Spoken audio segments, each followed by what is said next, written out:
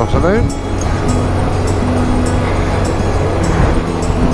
So 30 mile an hour. Why they make this bit of road 30 I do not know, but that's the law, so therefore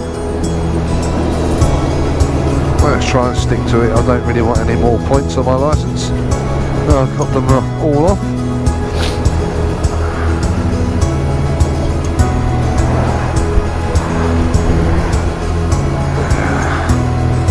And we're heading up now to, I think it's called White Ways,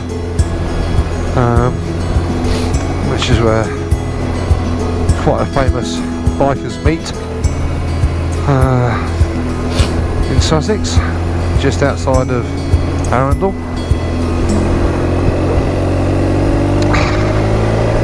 During the summer months it's absolutely packed up here, absolutely heaving with bikes. I think the Missenden Flyer would enjoy our roads down here, so if you ever fancy coming down, give me a shout. I don't think it's cold enough for the famous man, the Richie Vida. He likes his northern territories, and I don't blame him. Up Derbyshire way it is beautiful. Let's have a look. What's the car park looking like? Is it bikes or cars today? Oh, there's a few bikes, not many though. So this is Fiddleworth. It's quite picturesque.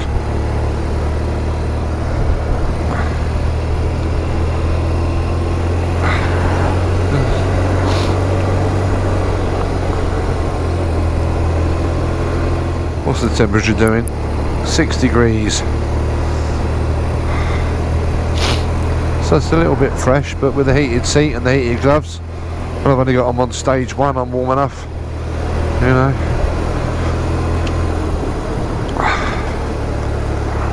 I can remember when I was an AA patrol, riding the old R80, and that was in the days where leathers were still the kit to wear.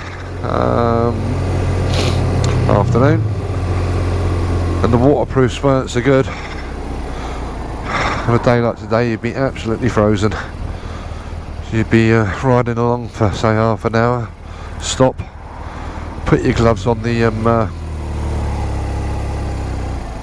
barrels or the cylinder heads just to keep it, try and warm them up a little bit, and they'd be nice and toasty for about 30 seconds, and then you was back freezing cold again.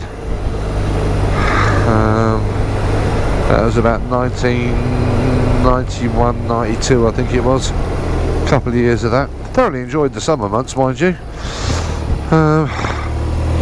And the bike was used 365 unless there was snow or really thick ice.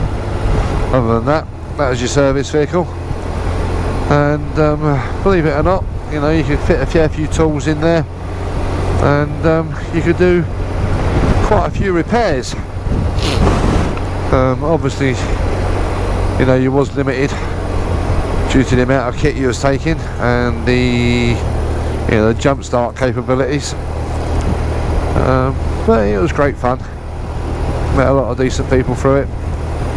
Did, you know, mainly special events. Silverstone, all the pop concerts, Milton's Bowl, and other such venues, and of course saw a lot of bands and a lot of racing for free, which is always good.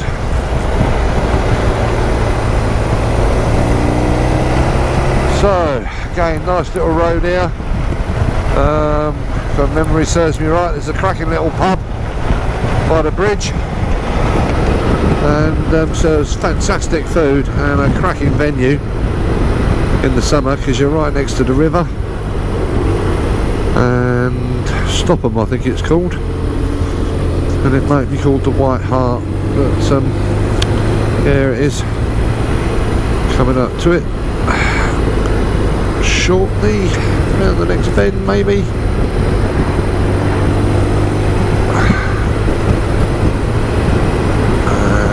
Here's the bridge. Again, going over the River Arun. And there's the pub and the old bridge. Happy days. So I think, ladies and gentlemen, I'm going to turn the bike round now and start heading home, as I've really enjoyed my hour ride on the bike. I'm going to ride it every day, but that's 1.5 miles to work and 1.5 miles home, which is still good, but there's nothing like being able to clock up a few miles, open up the throttle a little bit and enjoy the roads around Sussex.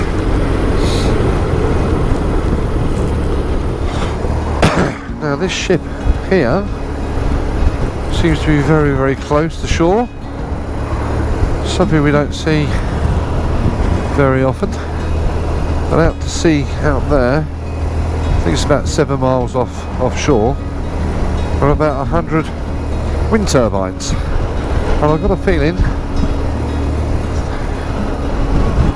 the tub we can see at the moment is laying down the cables to bring the power inshore.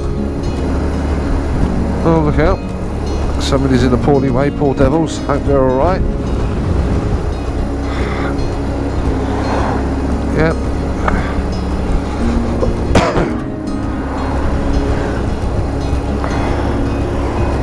You can't see the windmills today, but when the sun's shining on them, they stick out like 100 needles glistening in the sea.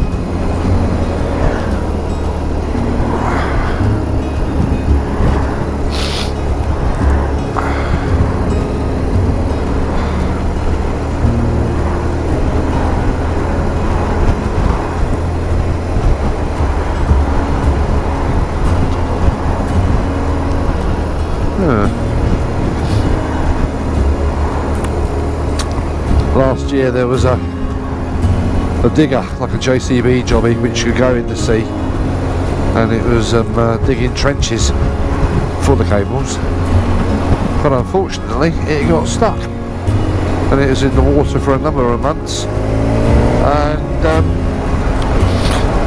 there was a local competition to name it, and somebody came up with the name of Moby Dig, which was very apt.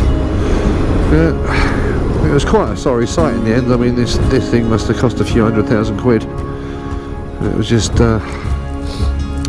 sitting there in the sea, up to its neck in water, shall we say.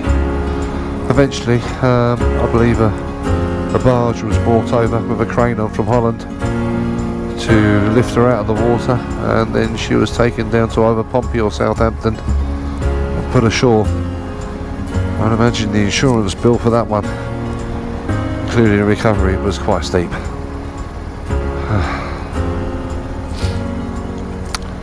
Well, we're coming up to the end of my ride. Hope you've enjoyed the ride along through West Sussex and the villages. I hope I haven't bored you to death with my ramblings, but at least there's been no moaning today, which is good. Anyway, take care folks, and I'll see you soon.